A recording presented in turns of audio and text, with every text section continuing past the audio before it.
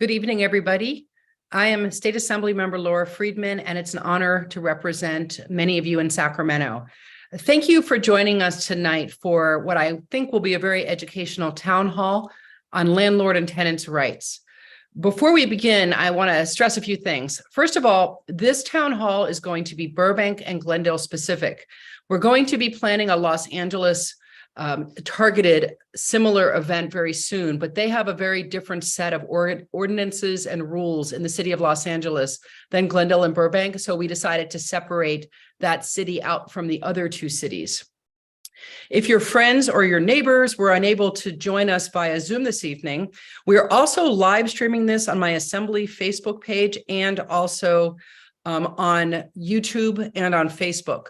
So we have several other venues where anybody who wasn't able to access the Zoom can watch the town hall. And in addition, it's going to be available as long as there's an internet. It'll be posted through our website, through YouTube, and through Facebook. So it will absolutely be available for viewing later on. We are doing this town hall because my office has received an influx of questions from both landlords and tenants about housing rights and about the changing laws surrounding tenancy and other housing issues. I want to be clear that tonight's town hall is not about advocacy. This is not going to be a debate or an argument about any of these issues. It's going to be a very informational town hall that's meant to be very resource driven to give you information, knowledge, and some tools and some resources in case you have questions about any of these issues. We certainly cannot give any legal advice tonight. We're going to go over existing laws and what current resources might be available to you or anyone you know. I also want to mention some pieces of legislation that have either been signed into law very recently and will go into effect in January, or that's currently sitting on the governor's desk so that you know what's coming down the pike. The most major housing bill this year is probably SB 567 by Maria Elena Durazo, which was signed by the governor. It's going to go into effect April 1st, 2024. This bill is intended to close loopholes from the old legislation AB 1482, which was from 2019, known as the Tenant Protection Act. It will strengthen protections against evictions without just cause and provides enforcement mechanisms for the violation of restrictions on residential rent increases and statewide protections against no-fault evictions. The major provisions of this legislation state that if a landlord evicts a tenant based on an intent for the owner to occupy a residential real property, in other words, if an owner tells you that you have to move out, that they're going to break the lease because they're going to move in or their family member, like a spouse, a domestic partner, or a child, or grandchildren or grandparents are moving into the unit, they must now, under this law, occupy the residential real property for a minimum of 12 continual months as the person's primary residence. If they don't occupy it for 12 months as their primary residence, the owner must offer the unit back to that same tenant who vacated at the same rent and the same lease terms. The bill would also allow the tenant to sue the landlord if that is violated. If the landlord displaces a tenant in order to substantially remodel a unit, the tenant must provide the tenant with written notice that includes specified information, including a description of the repairs to be completed, the expected duration of the repairs, and a copy of permits necessary to undertake the repairs or a signed contract if no permit is required. It provides that a tenant has a right to move back into the rental unit if the repairs are not completed. The bill also allows the tenant to sue the landlord if these provisions are violated. If a landlord is in material violation of those provisions, they may be liable to the tenant in a civil action for damages of up to 3 times the actual damages, in addition to punitive damage. The bill also authorizes the state and local government within the jurisdiction that the rental unit is located in to bring actions for injunctive relief against the landlord. If a landlord charges more rent than allowed under the rent increase provisions, the tenant may sue. And if the landlord has acted willfully or if there's fraud, in other words, if it wasn't just an honest mistake, the tenant could receive damages up to 3 times the amount that was overcharged. AB 12 was not yet signed into law, but I do want you to know about this bill. It's sitting on the governor's desk right now, and it would prohibit landlords from collecting more than 1 month's rent for a security deposit. It exempts small landlords who own a total of 2 properties or 4 units. So again, that has not been signed yet. I want to mention two bills that I authored in the last few years in this space as well. AB 838, which was signed into law in 2021, basically says that municipalities like Glendale and Burbank must inspect a unit for safety violations without having any stipulation on the tenant. In other words, if you believe that there's something that's wrong with your unit that rises to the level of a code enforcement violation that's safety related, the cities cannot demand that you be current on your rent or that you're a documented citizen or anything else in order to inspect. They must inspect the unit. And then there's other they also prohibit a local code inspection agency from refusing to communicate with the person who filed a complaint. So they can't tell you that they have to give you information about the violation and whether or not there was a citation given and whether or not the violation was found to be accurate and when it will be fixed. AB 1110 was signed into law in 2019, and this was a bill that extends the noticing period required for a landlord of a residential property to impose a rent increase of more than 10% on the tenant from 60 days to 90 days. So while current law that happened under COVID, being AB 1482, capped rent increases for many properties, the extension of the noticing requirements under AB 1110 helps renters in properties that are not covered by the rent cap. So before we begin with our presentations from the housing departments from Glendale and Burbank, who will give you information about ordinances in their jurisdictions, I do have two groups that wanted to give you a little bit of information about what they do and about resources that they can offer. First, the Burbank's Tenant Union is going to give us a short presentation, and then the Burbank Realtors Association. We're both going to discuss how they help the community and what resources they can provide to the public. First, Alex Arcenega. She is a landlord, but also a member of the Burbank Tenants Union. Aside from her affiliation, she's the owner of her own landscaping business and has a background in marketing. So Alex, welcome, and thank you so much for joining us today. Thank you, Assemblymember Friedman. I'm happy to be here, and I'm happy to see that the turnout is just so wonderful. It speaks to the need for information. So we converted an ADU, and so we rented out. So I really needed to get more information in order to comply with all of our local laws. So we wanted to provide the best we could. So I brought that experience over to BTU, which is the Burbank Tenants Union, which I'm a part of. We're a union and a coalition of really engaged community members. So if you'd like to join us, please reach out. Our contact info is over here. So it's burbanktenants.com. That's our website with some information. Email us if you're having a problem. We can point you in the right direction. And please follow us on Facebook and on Instagram. We try to respond as quickly as possible. So in Burbank, we're very actively engaged here because we are a renter majority, and we really try to support our vibrant community of homeowners, renters, etc. So we know that the community is vibrant because we have so much diversity. So we really want to support our renters. And so a lot of what we do is community outreach, and we try to knock on doors. We try to organize. Always the best timing. We try to organize communities. So if we don't get to everyone, someone has the information and can point them in the right direction. We are not attorneys, so we don't give legal advice, but we can point you in the right direction. So what we like to do is engage our volunteer outreach program and work in collaboration with so many of the folks who are here, like Home Again LA, the city of Burbank, Assembly members, Friedman's office, public counsel, and we really like to direct so people understand the laws, because the best way to protect yourself is to understand the laws that are coming up and also the laws that are in place. Oftentimes we see that there's unnecessary conflict, and really all we want to do is get the word out about what rights you have available, and we're very much looking forward to hearing from all our wonderful panel members. Thank you. Thank you so much for being here. Harry Tamurian is the Government Affairs Liaison to the Burbank Association of Realtors. He was the president of the organization in 2017 and was voted to be the president again in 2024. He was awarded the 2019 Realtor of the Year Award and has been a licensed realtor close to 20 years, and we're really grateful that you joined us this evening. So Harry. Assembly member, thank you so much for inviting me. Really appreciate what an incredible turnout, 199 participants, right? This is great. I think Alex knocked it right on the head where this is a need for information. I think community lacks information on. They've got questions. They need answers. What's going on? What do we have? What can't we do? What can we do?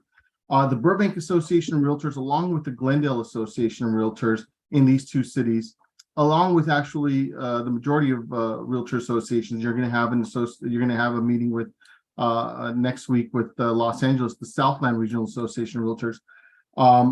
These are incredible associations that provide incredible amount of resources to both landlords, housing providers, and tenants.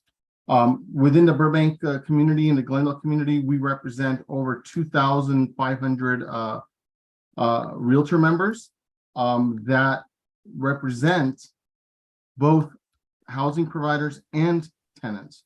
One of the best resources that any housing provider or tenant can have is a realtor, because one of the things that we've got a fiduciary duty to represent to the best of our abilities both sides of the equation. We're tremendous resources at both associations. If you've got any questions, please go ahead and call us. Call your realtor that helped you obtain a property. Call your realtor that helped you get into the property as a tenant. More importantly, both associations offer the forms that are both for the lease agreements, that are both for the landlords and the tenants. And in that form, we've got the most incredible things that says the Tenant Protection Act of 2019. That's how we help. That's how we help both the landlords and tenants.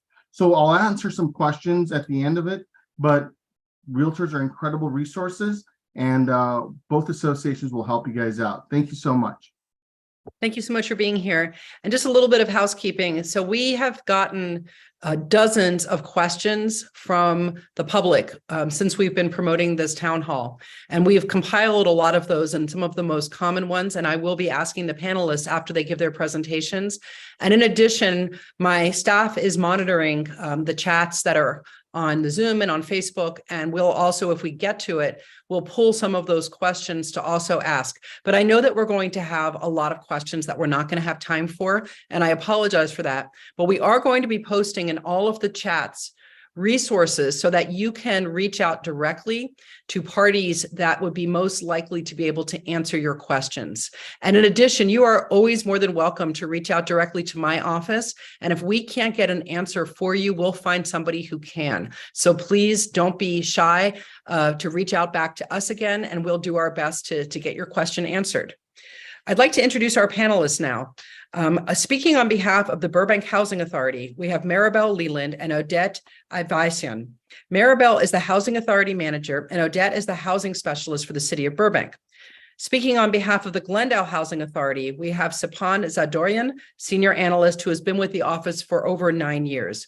We also have Stefano Medina, who is a lawyer who has worked for Public Counsel, which is a pro bono nonprofit law firm, who's going to talk more about the law and about resources in case you need legal help. Lastly, we have CEO Albert Hernandez from Home Again Los Angeles, who's going to discuss the aid that his nonprofit and maybe even that other nonprofits in the area can offer people who are finding themselves unable to pay their rent or having other problems in terms of keeping a roof over their heads. We're going to start off tonight with a presentation from the Burbank Housing Authority. Thank you so much, Assemblymember Friedman, for having us. Hello, everyone. Maribel Leland. I do have a few slides to go through. Bear with me.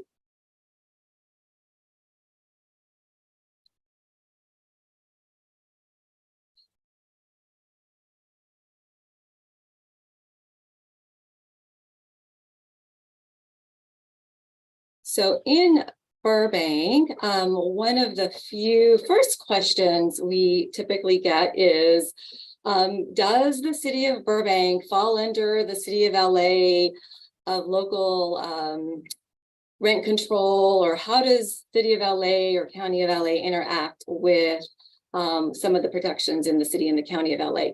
So in Burbank, I just want to mention first and foremost, that's one of the few things that we get asked regularly. And no, there is no local rent control ordinance in Burbank, meaning like other cities like City of LA or West Hollywood, they do have rent control recently. City of Pasadena has a measure for rent control. However, there are rent protections and there is a rent cap for Burbank residents under the Tenant Protection Act of 2019, which is AB 1482. So that law, that state law that went into effect January 1st, 2020, does have rent cap provisions, and it is 5% plus CPI, and currently the CPI is 3.8%. So, or no more than 10%. So that's really the first thing I just want to start with is with City of Burbank, when you think about what is my rent, what can we do? That's one of the first questions that we typically receive. And this is the information we turn to. All of the information that I'll be going through in the next couple of slides is on our website, very easily accessible, and burbankca.gov. I'll even be pulling that up to show you in a minute. The other thing I wanted to mention for Burbank specifically is even under AB 1482, I'm going to go to another slide in a minute, related to just cause. It does include AB 1482, as some residents and landlords are familiar with. It does include it does include eviction protections. So I'll be going through that in a minute. However, there is one area of the law, and Assemblymember Friedman mentioned this in the beginning, that there's been some changes that were the governor just signed SB 567 over the weekend, that there are going to be some changes happening, but because those don't get implemented until next year, the Burbank City Council did adopt an urgency ordinance just last month that became effective immediately to provide enhanced protections related to no fault just cause evictions for a substantial remodel. So that was adopted, that urgency ordinance, the night of September 12th, 2023, and effective immediately. And the Burbank City Council will be continuing those discussions for some additional protections. The next slide, I just want to recap just generally so that the members here viewing the Zoom just understand AB 1482 and just cause, because I think this is important to put the urgency ordinance that was adopted into context. And again, these are going to be changing. Some of these will be changing with the new law that becomes effective in April 2024. And essentially, though, AB 1482 does provide just cause protections for tenants who've resided in their unit for at least 12 months, or there's an instance of 24 months. Just causes are divided into at-fault evictions for non-payment of rent, for example, and no-fault evictions, owner move-in or substantial renovation are examples. So there has been, and we in Burbank have been hearing through the community members, BTU members, that from the beginning of the year, that there was concern with the language in the law, again, that now is going to be changing for the intent to renovate. So what we looked at was the council approved an urgency ordinance that now requires permits for that, and it's effective as of September 12th, which is really beneficial in the sense that the new law doesn't take effect until April 2024. The other thing under AB 1482 is that the landlords provide relocation in the amount of 1 month's rent. And so that was what the city council was considering back on September 12th, is what to do with this urgency ordinance to address the comments of this ambiguity for the intent to renovate in the law. So on September 12th, just last month, there was an urgency tenant protection ordinance adopted. It does provide heightened just cause protections for tenants. It has extra requirements. very similar, I will say, with SB 567, because we had been tracking that language. And it's really, the requirement is for evictions based on the intent to demolish or substantially remodel a property. So permits must be secured. The tenant must be provided with the permits. Then the tenant provided with the account of the scope of work, why they need to move, and why the work can't be done, completed in 30 days. So that is included in this urgency ordinance. In addition, there is a heightened relocation assistance for the urgency ordinance. And again, I just want to point out, this is effective as of September 12th, 2023. If there was a notice, no fault notice to vacate for substantial rehabilitation before this time, unfortunately, those notices, it doesn't fall under this urgency ordinance, but anything from September 12th and later does fall under this. And so then in this case, landlords would be required to provide relocation assistance equal to at least 3 months of the current rent.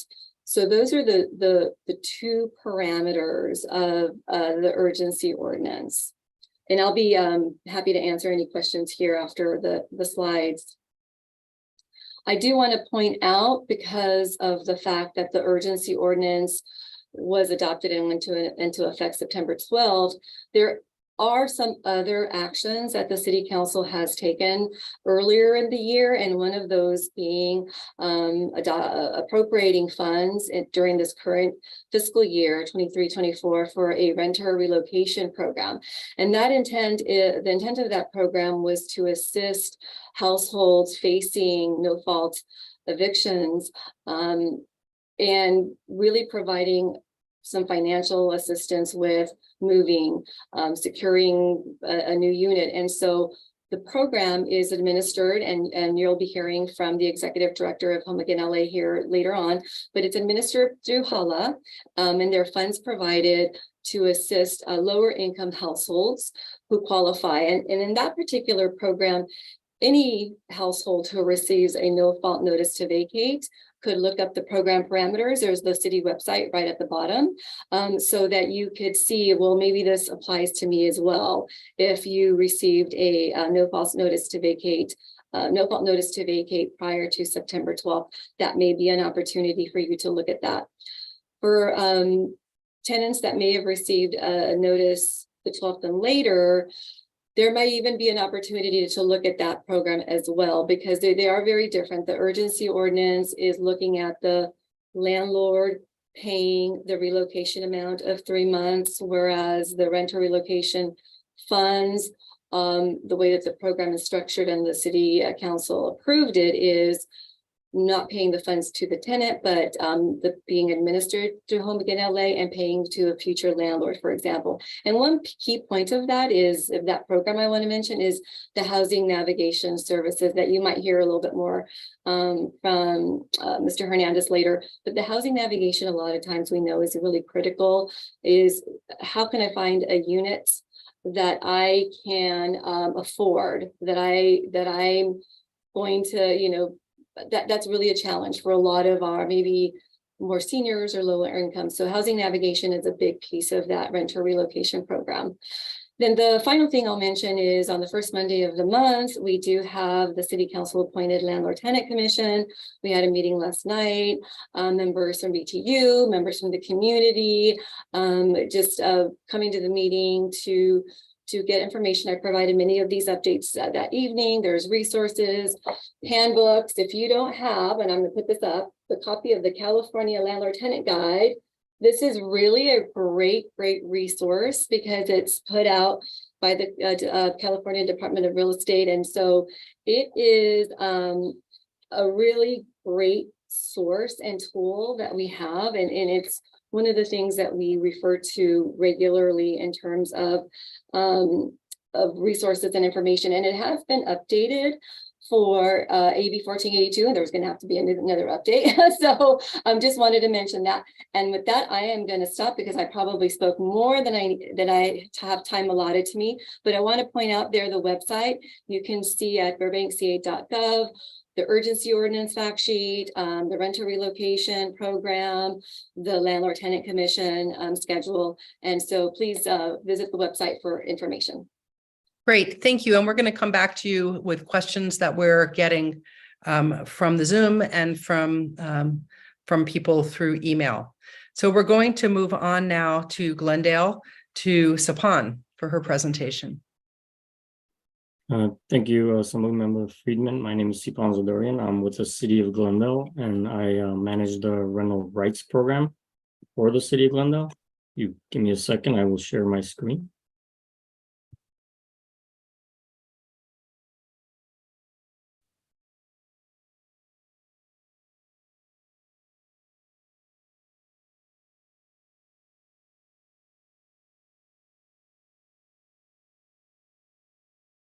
All right. So we're a little bit different than Burbank. We actually have our own program that protects tenants from different types of things. And we also actually follow the state's AB 1482 protections as well. So in Glendale, we have what's known as the Rental Rights Program. It was first enacted in 2019. It has three major components: the rental, just cause eviction, right to lease, and relocation assistance. They were put together to create a good balance between tenants' rights and landlord rights, and to mitigate the impacts of displacement in Glendale. So as I said, there's three major sections: just cause eviction, which protects tenants from evictions, and there's 12 legal reasons a landlord in Glendale can evict a tenant. Relocation assistance, which provides assistance for tenants who are receiving increases over 7%. And right to lease, which requires landlords to provide a 1-year lease to prospective and current tenants. So the just cause eviction is basically divided in two parts: at fault evictions and no fault evictions. At fault evictions are evictions like failure to pay rent, breaching the lease. So these are things that the tenants does to cause the eviction. And for these, there's nothing really required by the landlord, no additional paperwork, just giving the 30-day, 60-day, 3-day notice. But for no fault evictions, depending on the type of eviction, the landlord is required to provide relocation assistance, additional documents. For example, for our major rehab, we already required landlords provide permits and a work plan. The renovation has to be 8 times the monthly rent. It has to be uninhabitable for 30 days. So it's a little stricter than, say, tenant landlord move-in. But in both cases, they're required to provide a relocation assistance. Our formula is 2 times fair market rent plus $1,000. So for example, if the person that's being evicted is in a 2-bedroom and unit, it would be 2 times $2,544 plus $1,000, which ends up being $6,088 for a relocation assistance for that tenant to move if a landlord evicts them for a no fault eviction. Our council is actually currently reviewing the formula and different parts of the rental rights program. This formula might change, but we're trying to create a formula that basically provides better assistance that matches the current market trends. So the second part of our tenant protection program is a rent increase relocation assistance. So if a landlord increases the rent by 7% within any 12-month period, they're required to offer the tenant relocation assistance. If the tenant accepts, the landlord pays them based on a number of factors. For example, if it's a 3 to 4 unit apartment, the landlord is required to pay 3 times the current rent for that tenant to move. If it's 5 or more, it ranges from 3 times to 6 times proposed rent, depending on the tenant's income. So if any time a landlord increases the rent over 7%, this requirement is triggered. But if the landlord hadn't increased their rents like the previous year or years back, they're allowed to bank those unused increases and bypass the 7% trigger for the current year. This also works with the AB 1482 requirement. So if a landlord wants to increase their rent past 7%, they still have to abide by the state's 5% plus CPI, which is 8.8% this year. So even though they're allowed to increase it past 7%, because the state's law says the max amount is 8.8%, they're not allowed to pass that amount. And previous years, it's been 5% or lower, then they don't have to worry about the 7% at all. but if it's higher, they're required to make that offer. And finally, the last requirement for the rental rights program is the right to lease. So anytime a landlord wants to increase the rent or has a prospective tenant, they have to offer them a 1-year lease. So for any prospective tenant, it's a 1-year lease right off the bat. Tenant can accept or reject the 1-year lease. If they accept, the landlord has to continue to make that offer 90 days before the expiration of the current lease. That gives tenants a long period of time to be able to decide whether they want to remain in the unit, or they can afford the rent or move out. If the tenant rejects the 1-year lease offer, the landlord's still obligated to provide it every time they increase the rent. The tenant goes on a month to month, but they're still required to make that offer on a rent increase. If the landlord fails to make that offer, the increase is basically void. So some key challenges in Glendale have been trying to find a balance between tenant and landlord rights. You want to make a program that doesn't take advantage of one or the other. And I think Glendale has done a pretty good job. We have a unique program. I don't think any other city in California has a program like Glendale. We're not rent controlled, but we have a hybrid program. So protection against substandard living condition is another major issue that we've come across. Ever since the heavy rains, we've seen an increased calls of mold, leaking, properties that have just not been taken care of for a very long time. So one of the major issues that we have right now is dealing with that, and we're working on creating a stronger ordinance that would require landlords to maintain their units up to standards. And then finally, another major challenge is implementation enforcement. Most of the time you get tenants that are, or landlords and tenants that are, compliant, but there is sometimes where you deal with landlords or tenants that think the law doesn't apply to them. And that's another issue that we've had. And of course, working with state laws, there's always a new law every year, and we have to adjust based on those requirements. And that wraps up my presentation. Thank you very much. And I'm going to come back with specific questions for both of you, but I do want to move now to public counsel, to Stefano Medina, who, by the way, has been really doing some extra lifting here, because I know that he's been answering questions in the Q&A, and I really appreciate you getting to those questions. So thank you. So maybe you can tell us what public counsel is exactly and what trends you've been noticing, and anything else you want to tell us before I go to questions for you. Sure. Hi, everyone. Stefano Medina.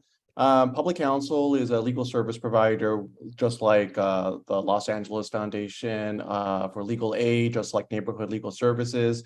We have teams of attorneys that help low-income residents of the county. I guess our special offering at public counsel is that we partner with private attorneys a lot. So people who come to public counsel for help will get not only me, but often a private attorney who wants to do some volunteer work. I've personally been doing eviction defense and tenant legal work. It's the only type of legal work I've ever done, and I started in 2020. So I've been able to see how things have changed and shifted over the past few years.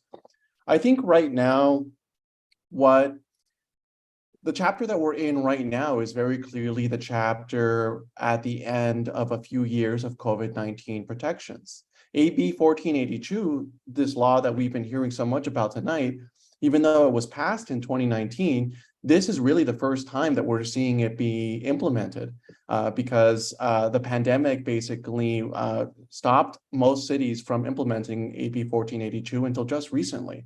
And so that's kind of why just recently we are noticing a lot of the loopholes that Burbank and other cities are moving to address, loopholes around rent evictions. And even the state legislature through SB 567 is moving to address some of these mistakes. People might wonder, this law was passed 4 years ago. Why are we only getting around now to fixing it? And it's because we're living in this very special time where the laws around landlord-tenant relationships are changing, and they're changing quickly. And a lot of local cities are racing to catch up and provide tenants and landlords some of the same legal stability that we've had over the past few years. That's great. So I want to go to Albert first and then come back to questions. So Albert, you're here really, I think, to talk about what happens if all this fails for whatever reason, and you find yourself in a housing crisis, or you know someone who's in a housing crisis. What happens then, and what services can Home Again LA help with? Thank you, Assembly Member. Good evening, everyone. My name is Albert Hernandez. I serve as the Chief Executive Officer at Home Again LA. Home Again LA is actually a nonprofit 501c3 that's been serving primarily the cities of Glendale and Burbank over the last 13 years. In the last year and a half, we've been expanding our reach to really support any households throughout the LA County. But primarily tonight, because we're focusing on Glendale and Burbank, I wanted to share some of the resources that we offer as an organization. We've got several programs that we offer. In partnership with both the cities of Burbank and Glendale, we offer rapid rehousing programs.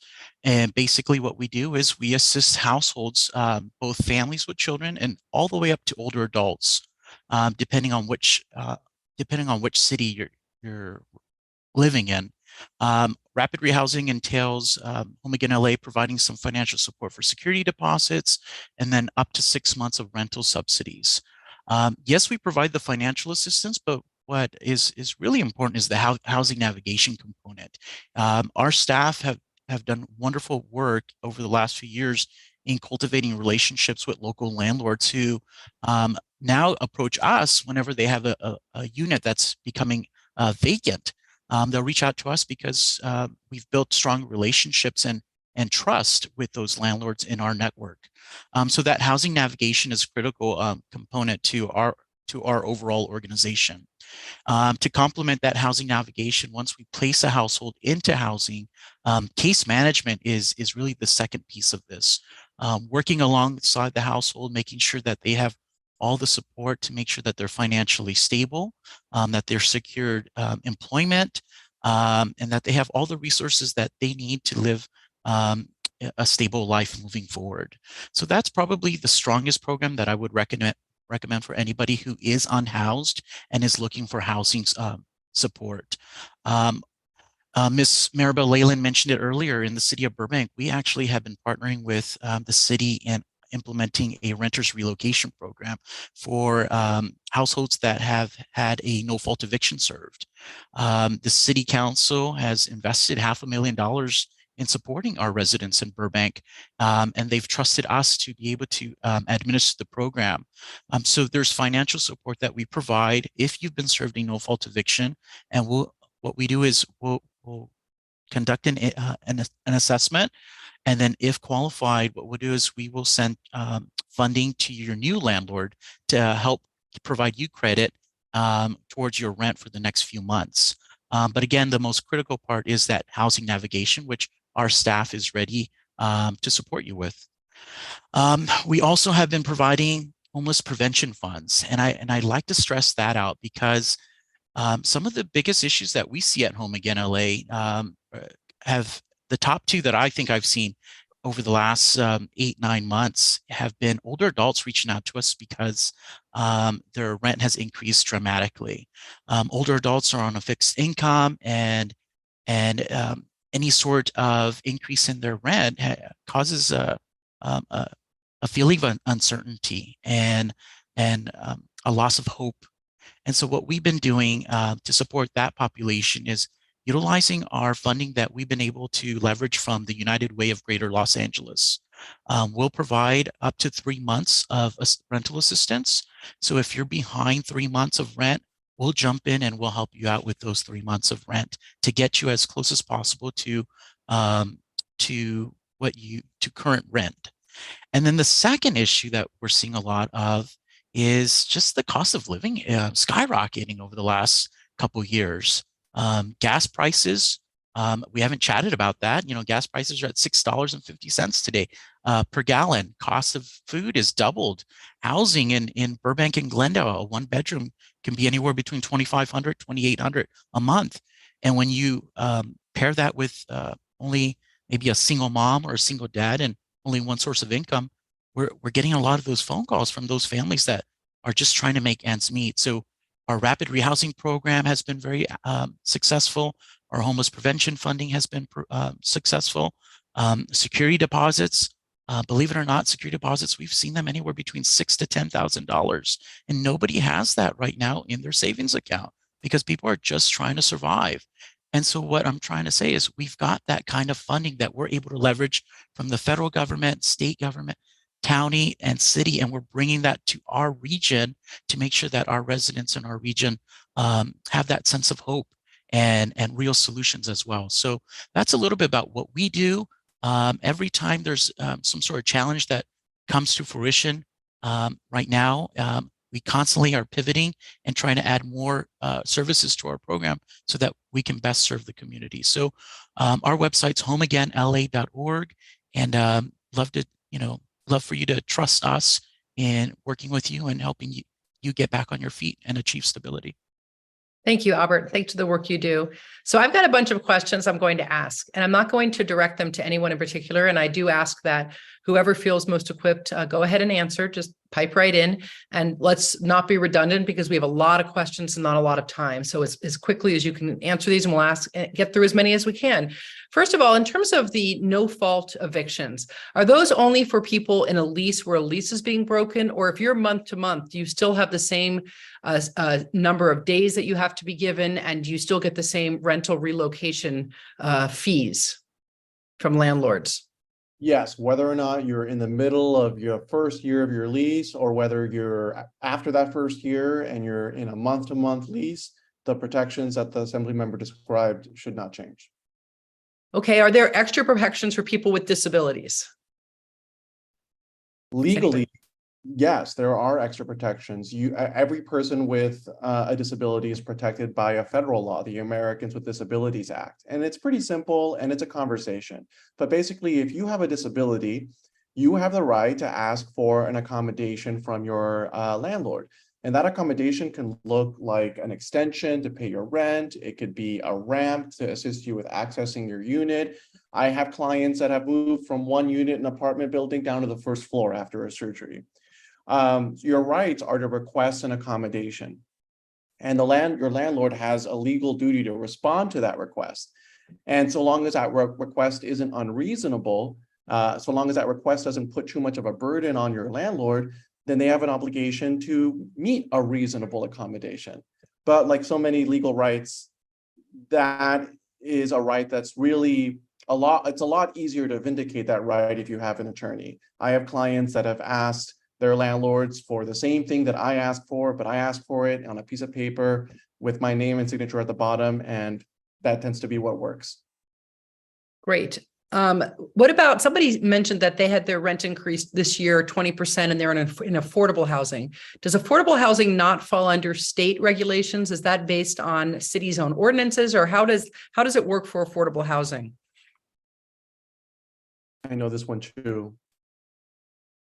Well, first of all, there are a lot of different types of affordable housing. What most people think of as affordable housing is a building that is entirely affordable housing that's owned by a nonprofit affordable housing company, or a city, or some sort of government agency. And if you live in an affordable housing unit like that, then yes, those properties are all exempted from from these restrictions on how much they can raise your rent. And why that is, I don't know. You'd have to ask someone else. I just know that that's the rule for those types of buildings. But more and more, we're seeing in California affordable housing units that are part of mixed income properties, where some of the apartments in a building are market rent, and some of the apartments in the building are affordable housing. And in that type of affordable housing, those units aren't exempted. So if you live in one of those buildings and your landlord is trying to raise your rent by 20%, you have, that's not allowed. So here's a Glendale specific question. Somebody said that their landlord is trying to force them to move to another apartment in the building with a 38% rent increase or get an eviction notice. And so they want to know what their options are in that case. You can call us so we can discuss in detail, but typically a landlord can't force you to move from your unit to another unit. If the tenant requested that they want to be in another unit and it had nothing to do with disability or reasonable accommodation, the landlord could charge an additional amount for the other unit because it has nothing to do with their current tenancy. But if it's a forced eviction to another unit, that's a different story. But if they contact us, 818-548-3926 or rent@glendaleca.gov, we can get more details and answer the question directly. Now, just from the other side, from the landlord side, we have a question from a landlord saying that he's heard or she has heard reports of people squatting in vacant homes and landlords or vacant apartments and landlords being unable to evict them because they assumably, I assume they're claiming the same protections. Do these protections extend to people not paying rent or who don't have any lease at all or agreement? I don't know if I can answer that question. It's a little more state related. Glendale doesn't cover that. Does anybody else have an answer for that? I haven't heard of that happening. I did hear about some of that around some Caltrans owned properties a few years ago. That's probably what Sipan is referring to. But generally speaking, in order to be a tenant, in order to have rights as a tenant, then you need to be a tenant. And a tenancy is legally defined as paying money in exchange for the right to live somewhere. And you definitely become a tenant after you've resided somewhere for more than 30 days. That's why the hotel will kick you out after 4 weeks. They I don't see. want you to be a tenant. Assembly member. Yeah. If I could just add on to that affordable housing question real quick that Stefano was referring to. In terms of the mixed buildings, some of those mixed buildings, I think some individuals get confused when they consistently talk about affordable housing. They think that they want to mix in like Section 8 housing, what they talk about. I think tenants need to realize that Section 8, while it is an affordable housing component, Section 8 is primarily a payment subsidy program. And if you are a recipient of Section 8, if you're a recipient of the Section 8 program under the Affordable Housing Clause, that unit still falls under whatever jurisdiction has whatever rent control law or any form of rent protection law it has. So just because you're an affordable housing individual does not mean that your unit, just because you're a Section 8 recipient, does not mean that you're not protected by that particular city's ordinances or the state ordinance. Thank you. I'm going to bundle two questions kind of together. One is, can you get part of your rent back if there are code enforcement issues that are substantiated by the city's housing authority? For instance, if the window was broken, you weren't getting heat or hot water, are you entitled to some of your rent back for that amount of time?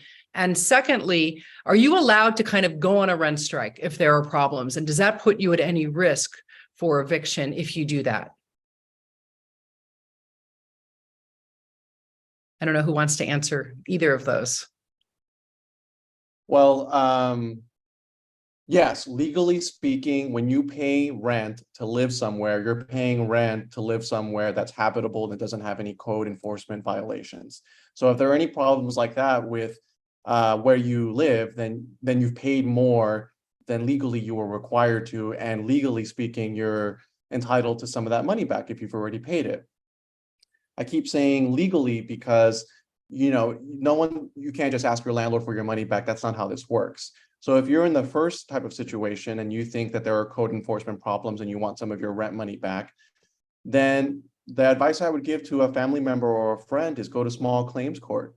It's annoying. There are a lot of forms. You're not going to get it right away, but that's probably the easiest way to go and do it. Legally speaking, again, if there are these types of problems, you are legally entitled to pay less rent while these problems continue to exist. But that's not how your landlord's going to see it. Your landlord is going to get less money in rent and assume, and then likely, well, at least have the right to try to evict you for non-payment. And then you would have to go to a court and tell a judge that the only reason you paid less is because of these problems. So is it risky? Yeah, it's risky. It's not the first thing I would do. I have had clients evicted over non-payment because they withheld a portion of their rent exclusively because of the problems that they had told their landlord about. So it is risky, and if you're going to do that, then you just have to be careful to make sure that you don't get accidentally evicted. And to be clear, because a few people have asked, these protections that were mentioned by both cities and also at the state level does not apply if you're renting a condo from someone or living in a single family house that you're renting, correct? Or do they?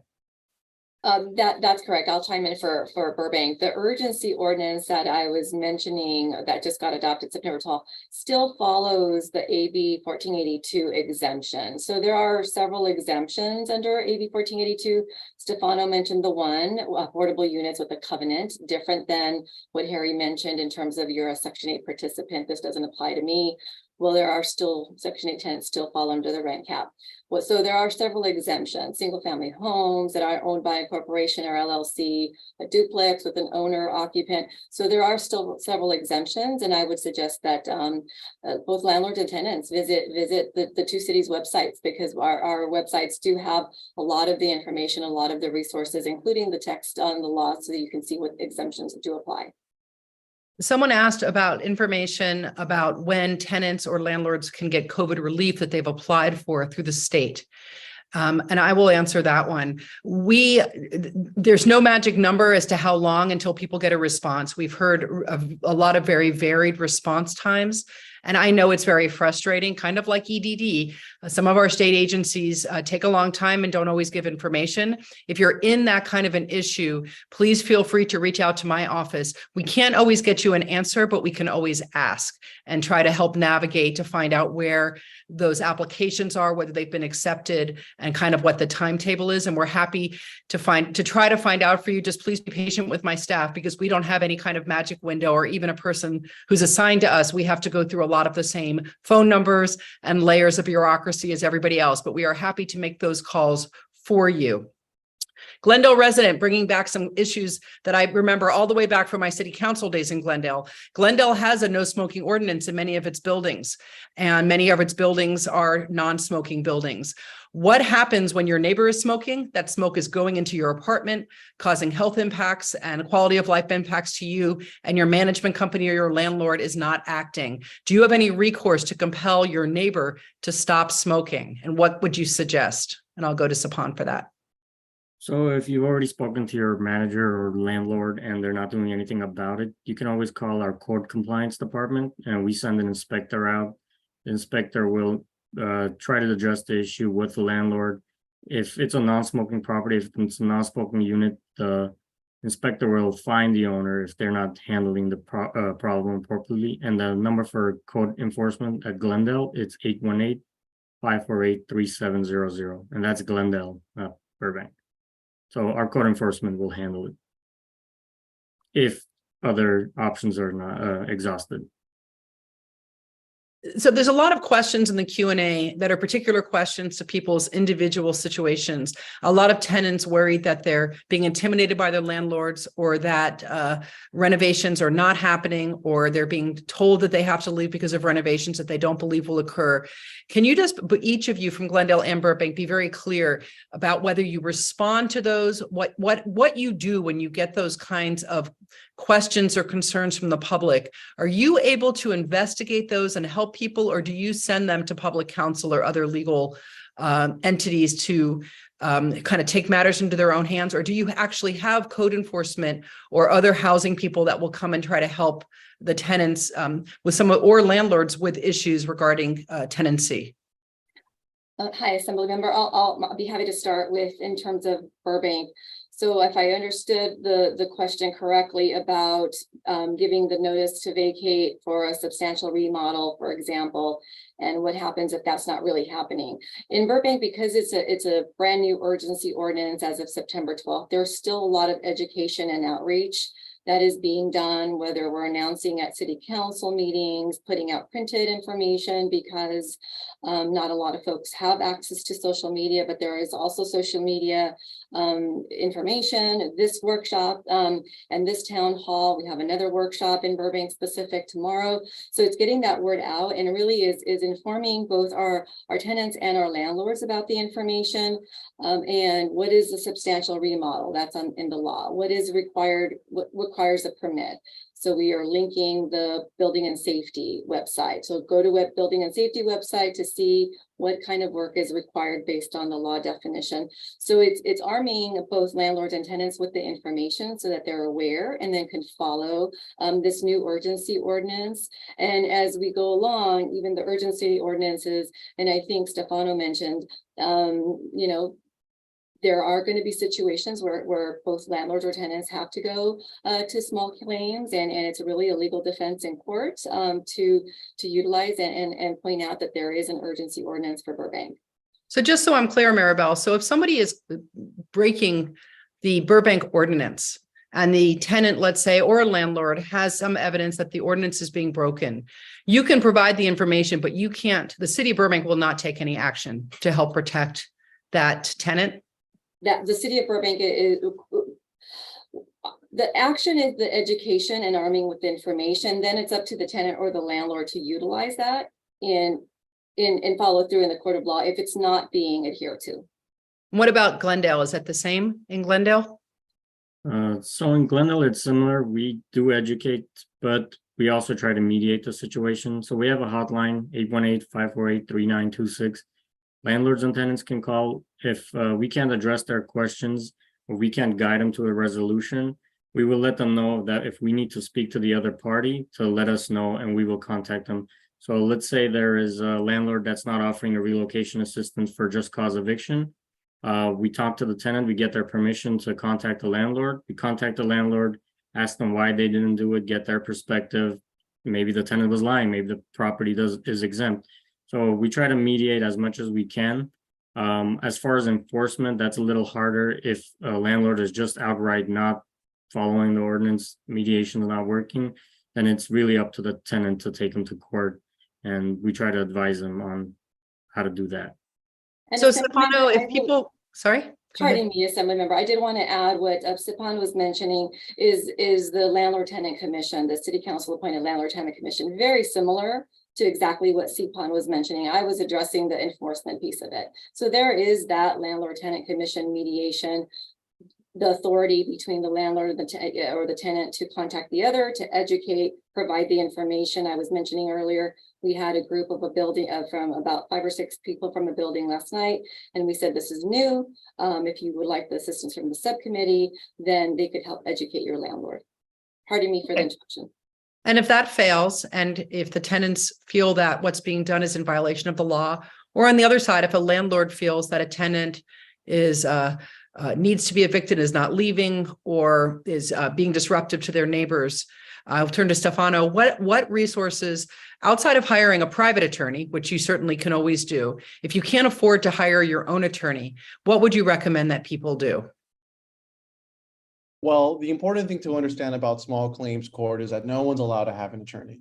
That's why I take all my problems to small claims court. Little joke for you. Okay. So the process can be confusing. There are a lot of forms. It's not fun. Nobody enjoys going to small claims court, but that's a place where you and your landlord will have a level playing ground. But if you find yourself in eviction court or some other kind of court proceeding outside of small claims court, I think the best place to become an expert on this and to learn everything you need to know really is by going to stayhousedla.org. That's stayhousedla.org. You can sign up, describe your problems. If you need an attorney, there's a chance that an attorney will be assigned to you.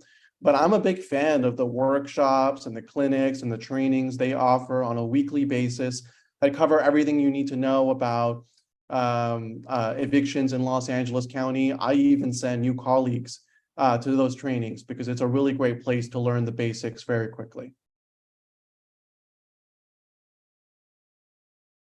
That's great. And I think that's a great place for us to wrap up, as it's just now 7 o'clock. But again, I really appreciate all of the panelists spending time with us here this evening to provide this information. I can tell that by the number of people on this Zoom, how important this is to the community. There's certainly a lot of confusion, I think, for a lot of people, given the changing landscape of the laws about what is expected and what's required. And certainly a lot of concern over these issues. So I do hope that the resources that were presented tonight are helpful. I hope that the information is clarifying to people. Please, as always, feel free to reach out to my office if we can help with anything or get the questions to the right people for you or get you to the right agency. We are more than happy to try to navigate that. I do thank all of our participants. I thank everybody who was here on the Zoom tonight. If you think that this would be helpful to anyone you know, and you have trouble finding where the Zoom is located, where this can be viewed again, let us know. We'll be happy to point it out to you, but it should be on my Assembly website, also on YouTube and through my Facebook page, my state Facebook page. Thanks, everybody, and I hope everyone has a wonderful evening. And please, let's all be kind to each other.